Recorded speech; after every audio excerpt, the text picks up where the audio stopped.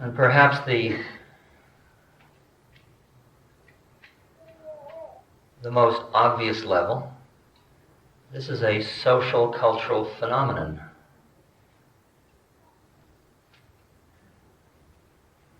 We are part of a happening of some sort or other. And this is it. We're it right now. You came to a happening and it's happening. And then it will have happened.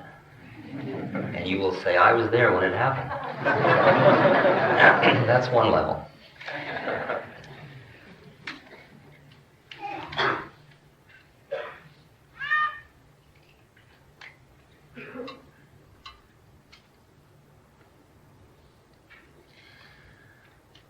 Then there is the level of the intellect.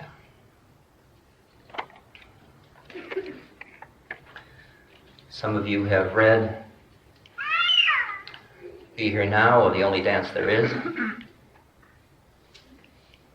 And you know that I'm a relatively intelligent fellow. And you are interested in social philosophy and theology and the changes in the moral and philosophical quality of the times. And you come to hear me as a social commentator.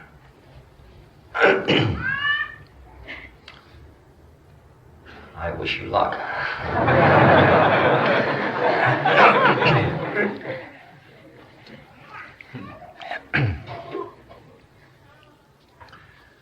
There is nothing more frustrating than coming with your intellect, leading with your intellect, and then ending up singing, "Oh Mary, don't you weep, don't you wail" all night.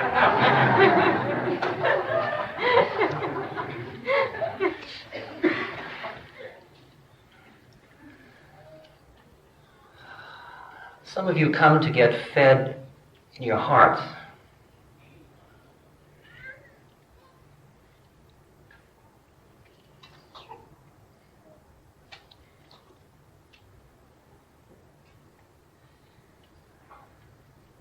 You come because of love,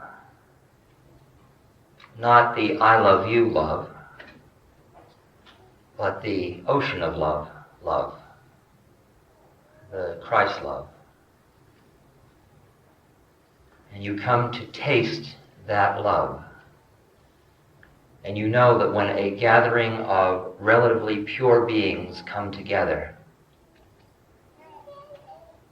that love can exist.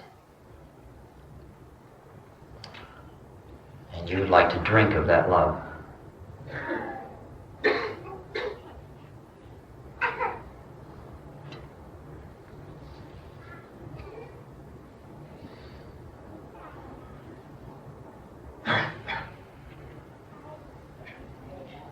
And for you, you need only breathe in and out of your middle of your chest, gently and deeply, and sit straight, and in the course of the evening, you will fill with that love.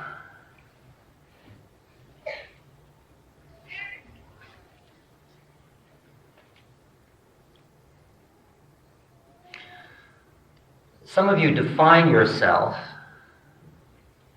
as spiritual seekers. You are doing sadhana, or spiritual practices.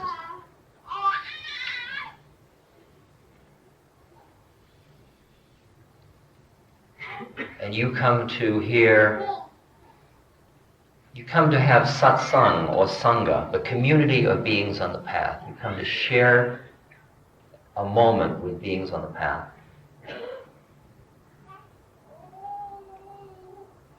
Perhaps pick up a method or two.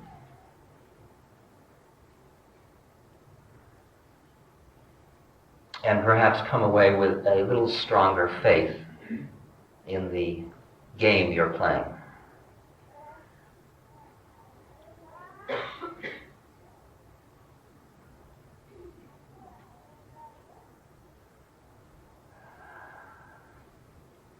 And that faith is fed by the intellect and by the heart.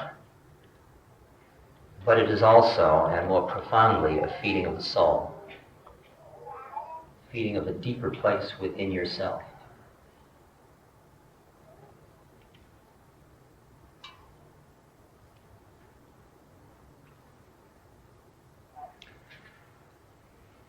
And some of you are here in order to be it, not to do it, not to learn about it, not to collect it, but to be it. To be God. To be the living Spirit. To be, if you'll pardon me, to be here now. To be in the moment.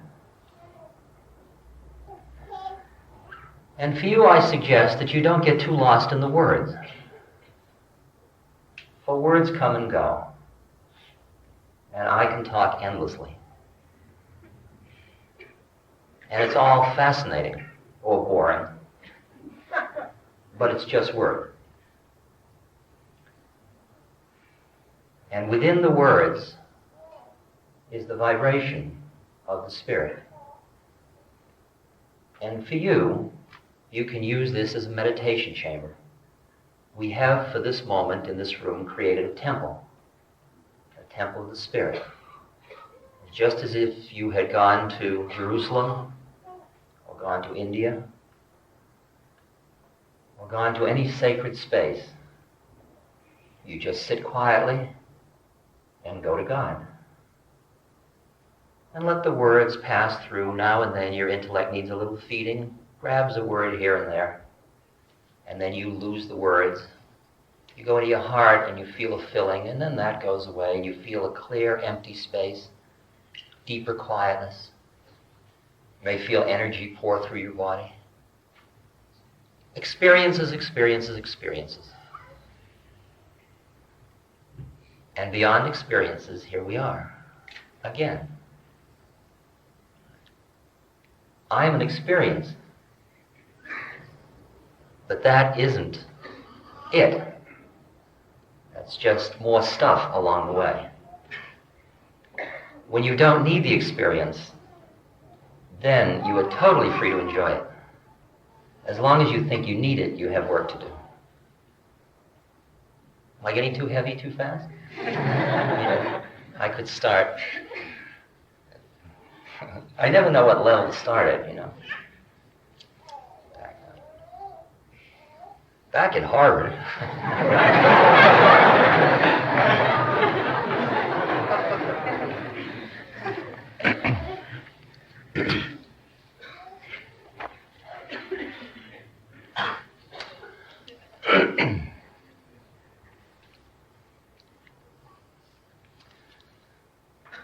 We will go gently through the evening. I'll rap for a while. Then we'll have some more music, chant together. Then we'll do a meditation together. Then we'll have some more music. We'll do some questions and answers, and you can satisfy every level of the game you want to. And we'll just take it very gently. When you've had enough, leave. Okay? There are no points for staying till the end. It isn't how much you collect, and it isn't necessarily good to the last drop. It's only as much as you need, and you know when you've had enough. And one of the first rules of this game is trust your own heart. Trust your own inner voice. And if you decide after a few minutes that this is really not your trip, my love goes with you for your honesty. And just get up with love. You don't get up with guilt or furtively or look like you're going to the bathroom. Just get up and leave. It's okay. Each person knows what they need, and you have to honor each individual's need. I respect you for your truth. Well, this is a game of truth. Out of truth comes goodness. Out of goodness does not necessarily come truth.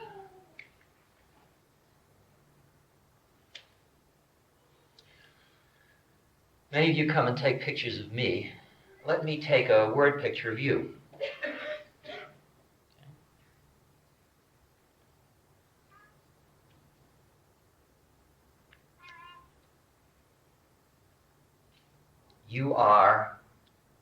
there are many different levels I can focus my camera.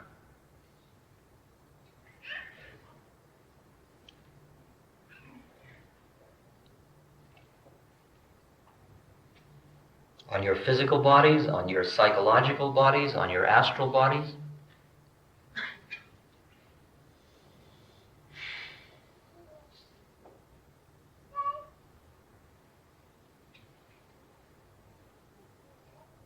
But let me share with you one photographic image. Who are you? To the extent that you are a separate entity at all, let us think of you for this moment as an entity. An entity. An entity that exists over large expanse of time. And that goes through experience after experience. In the same way as today has been full of crossing the street, eating, going to the toilet, experience after experience, so spread out, you as an entity have gone through literally thousands and thousands of births and deaths. It's just a picture now. Those of you who don't want to buy it, just use your imagination.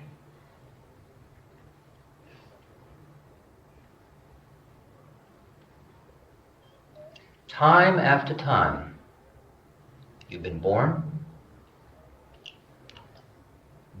into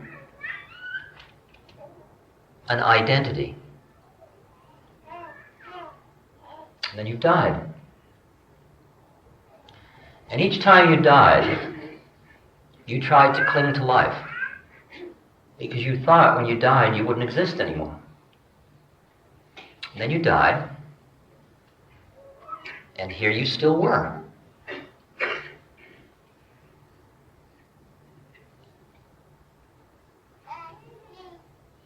Then something or other happened, and then you were born again. Birth, death, birth, death, birth, death, birth, death.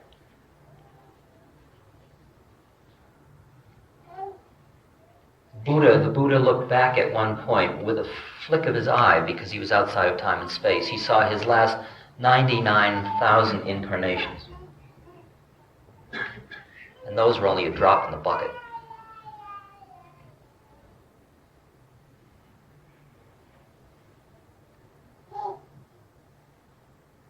Here you are, in the middle of one of these rounds.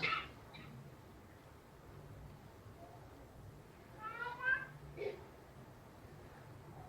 quality of this round is that it seems very real. You really think you're here. You really think this body is who you are, this personality is who you are.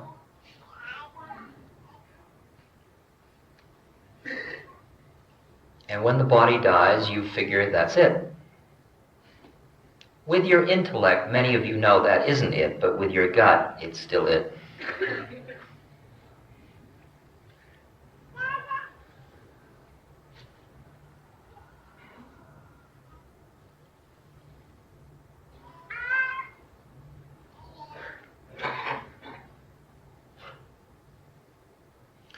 If you will imagine for a moment now, a clock.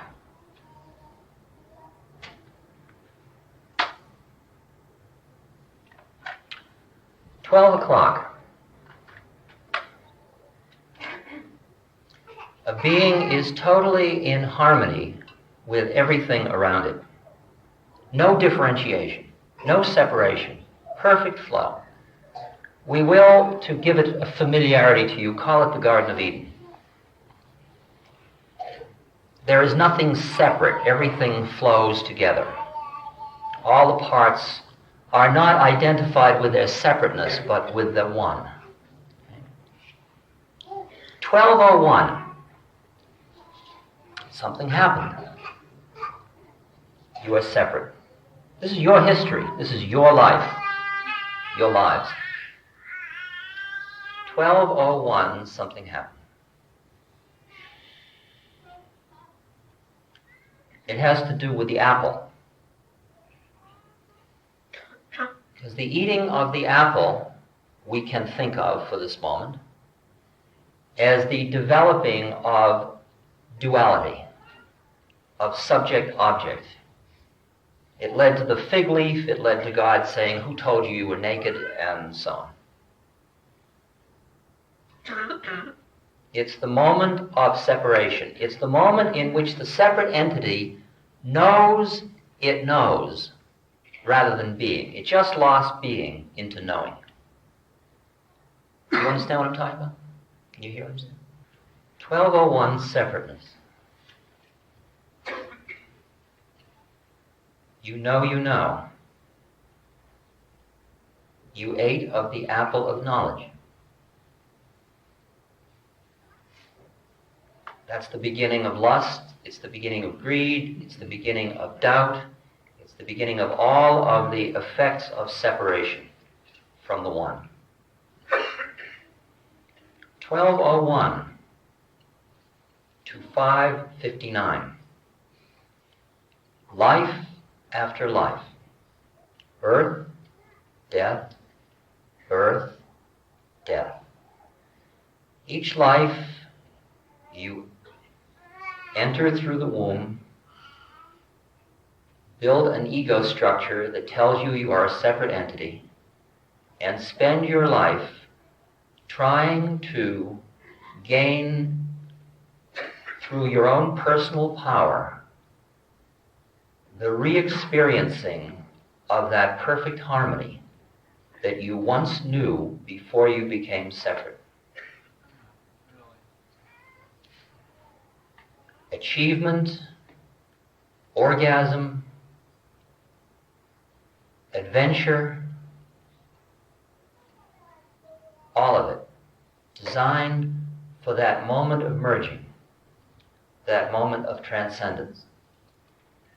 Trying to create, through your control, your own heaven on earth with you as God. Mastery and control. Trying to optimize the strategy of your life so you gain as many of those moments that feel like how it used to be, that feel like you're back at the source as possible. Around 4:30, you have become a master of the game of using your power to gain gratification. You function under the philosophy that more is better. More is better two ways. One, thickening every experience. So if a bath is good, a bath with incense is better. A bath with incense and bath oil. A bath with incense, bath oil, and someone else in the bathtub. Incense, bath oil, a partner, and stereo earphones. Incense, bath oil, a partner, stereo earphones, wine and cheese.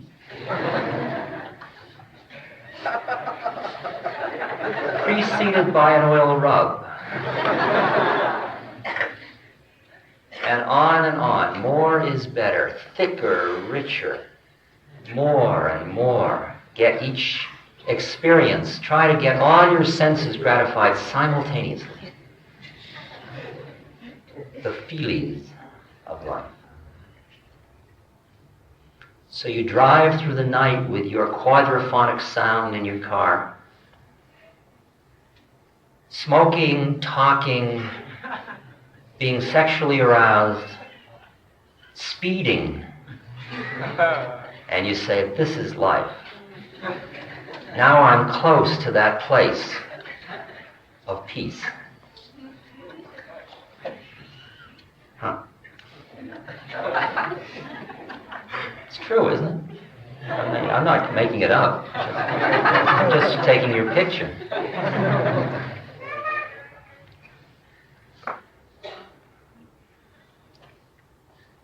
Then the other way that more is better is getting the rushes closer together.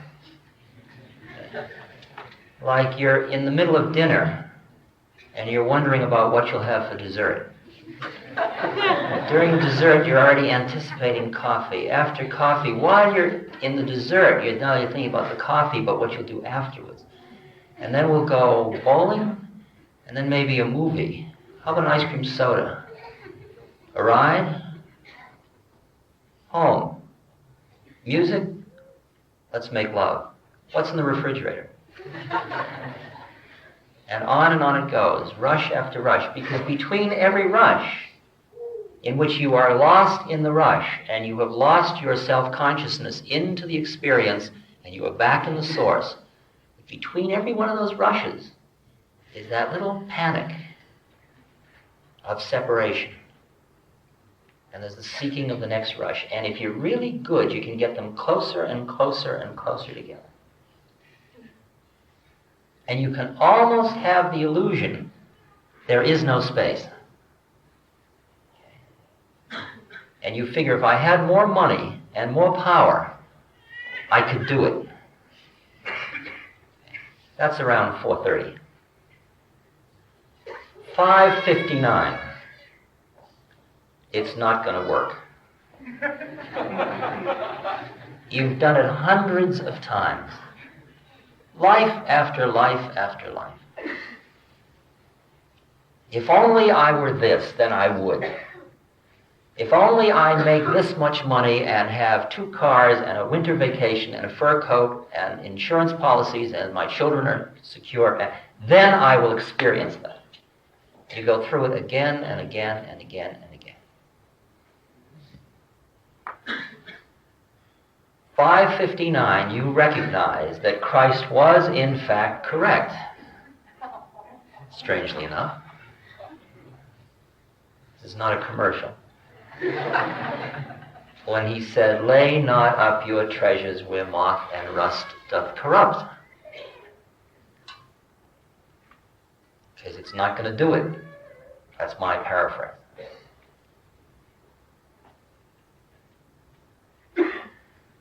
$5.59, despair. Everything you could figure out to do didn't do it. You drank it, crocheted it, ate it, smoked it, shot it, read it, looked at it, caressed it, and it didn't do it. For a moment it did it, but here we are again, at the Mobile end of the Memphis Blues again.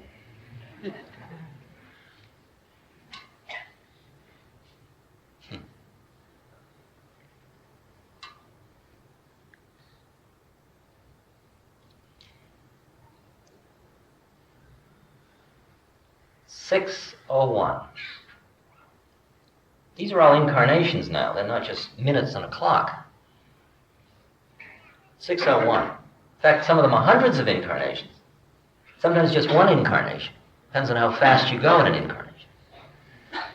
6:01, you got born just like every time before. And you got lost in the illusion, wow, I want more, give me more. You know, you're a good child. You're taught how to be a good human being. You live life. But it's 6:01.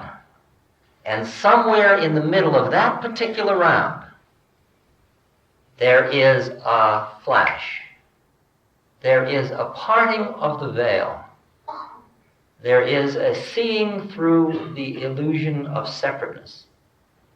There is a moment of awakening. There is the point at which you begin to know or sense who you are.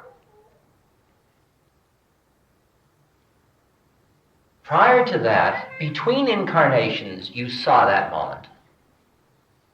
But now, it is right in the middle of the incarnation that happens.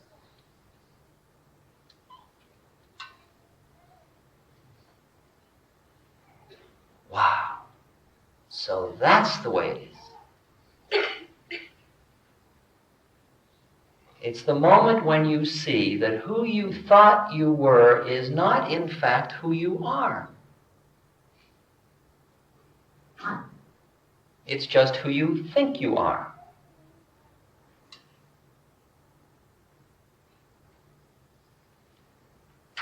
That moment of awakening may have come in that particular lifetime through a traumatic experience, through a crisis, through a death in the family, through falling through space, through a motorcycle accident.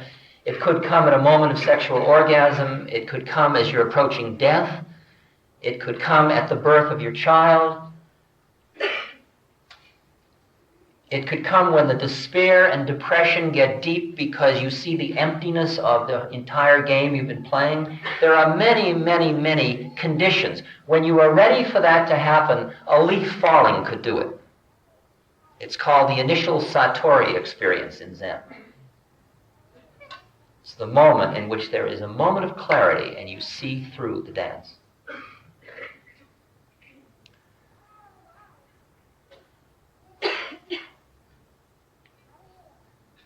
Actually, in a lifetime, there are many, many of those moments for everyone.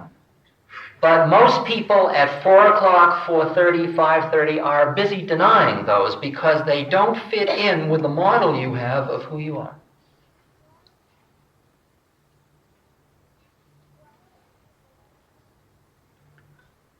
If you're coming up with me, just take another deep breath and let's go a little higher.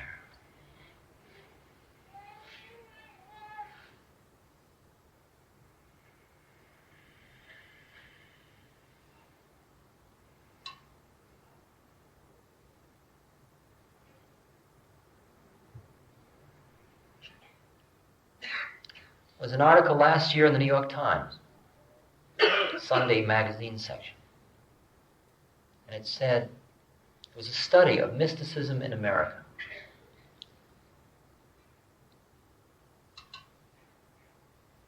And it turned out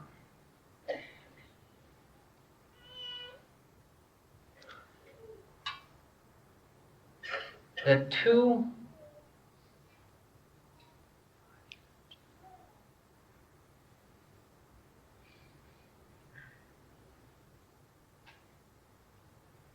two-fifths of the population of the United States, a sampling showed that 2/5 of the population of the United States had had at some time in their life a genuine, transcendent, mystical experience, an experience of breaking through who they thought they were.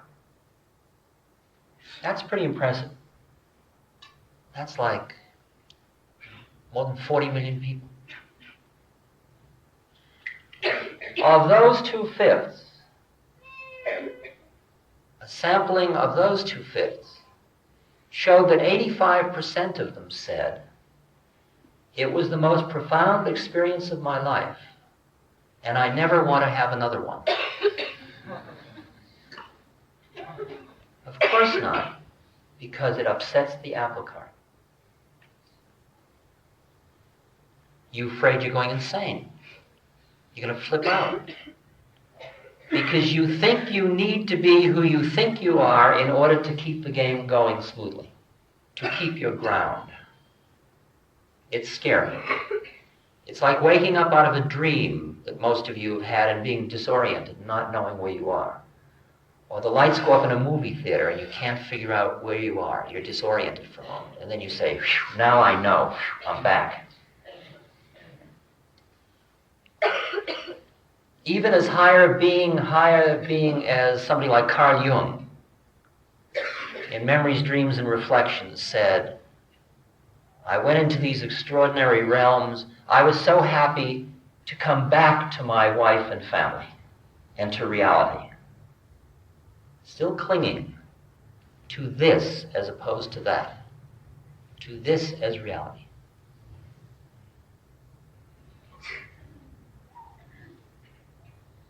By around 7:30,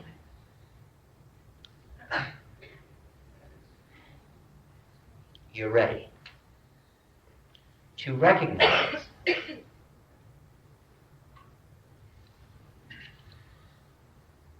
you are here on earth as a soul who has taken birth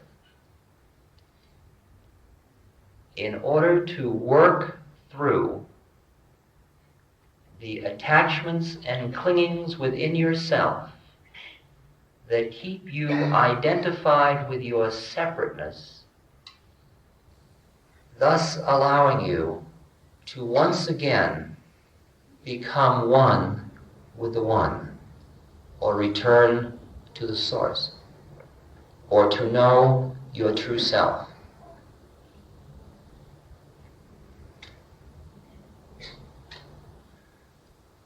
When that recognition is deep enough, the whole meaning of your life changes. And the meaning of every subsequent incarnation changes.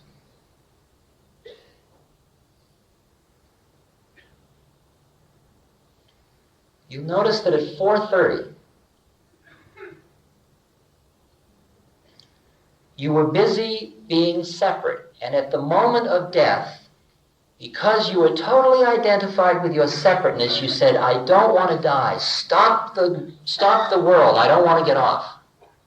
Hold on, doctor, save me. Implant, transplant, do whatever you have to do, but keep me alive. You grab the bed sheets and say, keep me alive. I don't want to die, because death is the end of it all. Because you are a philosophical materialist. You're your body, and if the body goes, you ain't. And then you're dead. Just like that. Dead, dead. Not spiritual dead. Dead, dead.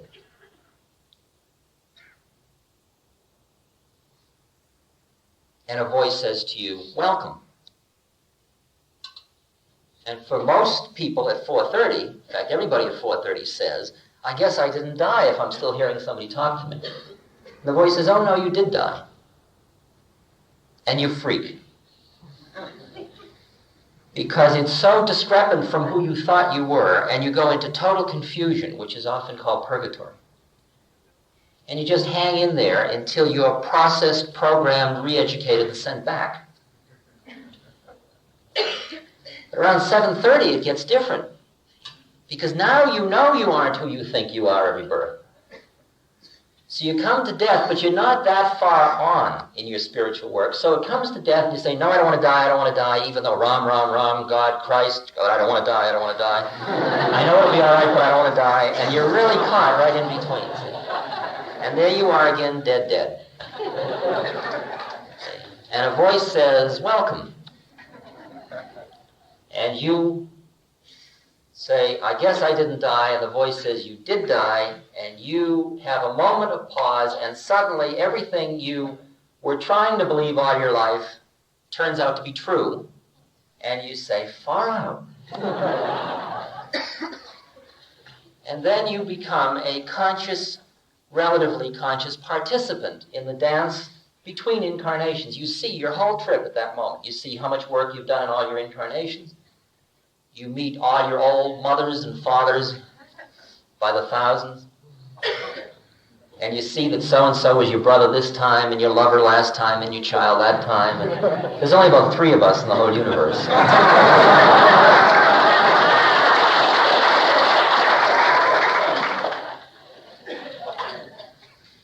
And you see what work you have to do, and you say, well, gee, I'm really going to do a heavy next birth.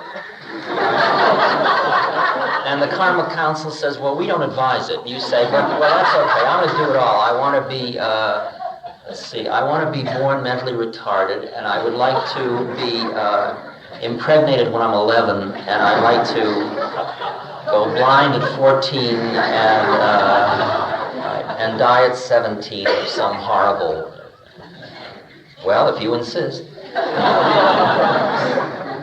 And you just burn out karma. Just go through it all.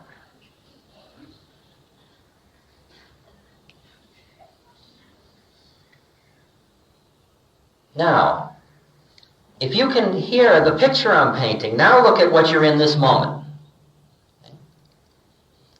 Because what you are in this moment is another one of them. It's another opportunity. It's another set of experiences. It's more grist for the mill for your soul to awaken to its true identity. When you get to understand this, then, as I said before, the meaning of your entire life changes, because from then on, when you really understand it, everything in your life becomes a vehicle for awakening. It isn't just going to a lecture or meditating. It becomes all of it. And you see that the game is exquisitely designed to provide you with just the opportunities you need to burn out the ways in which you are clinging, because, as Buddha pointed out, it is the clinging that causes the suffering. It isn't living life that causes suffering. It's clinging to this or that. If you cling to health as your body decays and you can't acknowledge the decay, suffering. If you cling to being rich and you're poor, suffering. If you cling to having hair and you go bald, suffering. I used to suffer incredibly because I didn't have any hair. I used to comb it over and get long strands and wrap it around.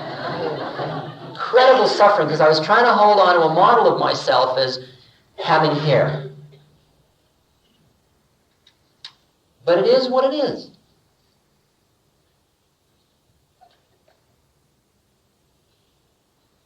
And the recognition that the meaning of an incarnation is to provide a set of experiences for the soul to awaken to its true self. And now, if you will allow me to introduce a concept, which is just a concept, because what it is way beyond the concept. An incarnation is an opportunity. It's a set of choices that allow humanity to move into harmony with the will of God or away from it. It is a set of choices that allow you to return to God, which is the source, which is the undifferentiated space, which is the Garden of Eden, which is who you turn out to be.